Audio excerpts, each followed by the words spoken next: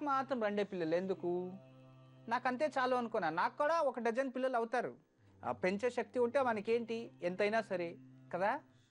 అంటే ప్రతి ఒక్క స్త్రీలో కూడా ఆమెకు అంటే ఏజ్ ఆఫ్ 20 నుండి టిల్ 30-40 ఇయర్స్ వరకు పిల్లలు సంతానం సంవత్సరానికి 1 లేదా 2 సంవత్సరాలకు 1 3 అలా ఇస్తూనే ఉంటుంది ఆమె గోమాతల. అర్థమైంది కదా. పురుషుని కూడా ఆ శక్తి ఉంటుంది, అంటే వంశవృద్ధి చేసే శక్తి. కానీ మనకి ఎంతమంది కావాలో అంతే మనం చేసుకుంటాం.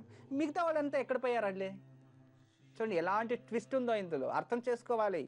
జ్యోతిష్యం ఉత్తునే రాదు, ఉత్తునే గెరలోనాయి అని చెప్పేయడం కాదు. యుక్తిని ఉపయోగించడం చక్కగా నేర్చుకోవాలి ఫస్ట్. సూక్ష్మ దృష్టి అంటారు దాన్ని. యుక్తి అనేదానికన్నా సూక్ష్మ దృష్టి అనేది కావాలి అందరికీ.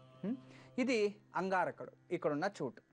తర్వాత అంగారకుడు అయిన తర్వాత ఇంకెవరు, సూర్యుడయింది, చంద్రుడయింది, తర్వాత కుజ అంటే మంగళ గ్రహమైంది. బుధుడు ఎక్కడుంటాడు మన చేతుల్లో, బుధుడు ఎక్కడుంటాడు చెప్పండి. చిటికన వేలు, ఈ చిటికన వేలు ఈ చోట బుధున చోటు ఇది. ఈ ప్రదేశంలో బుధగ్రహ చోటు ఇది ఎత్తుగా ఉంది అనుకోండి బుధుడు బాగున్నాడు, తగ్గిపోయింది అనుకోండి బుధుడు నీచ స్థానంలో ఉన్నాడు. లేదు అంటే ఇది వంకరగా ఉంటుంది అనుకోండి క్రూర దృష్టితో ఇలా చూస్తారు, వాళ్ళకి తెలుస్తుంది అస్తామధుర వాళ్ళకి. కానీ యోగాలో ఇది బుధస్థానం అయింది కదా.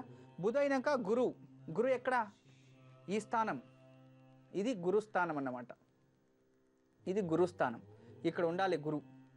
ఇది అందుకే మనము ఎల్లో సఫైర్ గురు కదా దీనికే వేసుకుంటాం, ఎందుకంటే ఇది గురు స్థానం కాబట్టి. ఇది బాగా డప్పుగా ఉంటే అది వేసుకునే ప్రయోజనం లేదు, ఇది లొత్తుగా ఉంటే అది వేసుకోవాలని. ఇది గురుస్థానం సరేనా, ఇక్కడ బాగుంటే గురు బాగుంటాడని. తర్వాత శుక్రస్థానం ఏది శుక్రస్థానం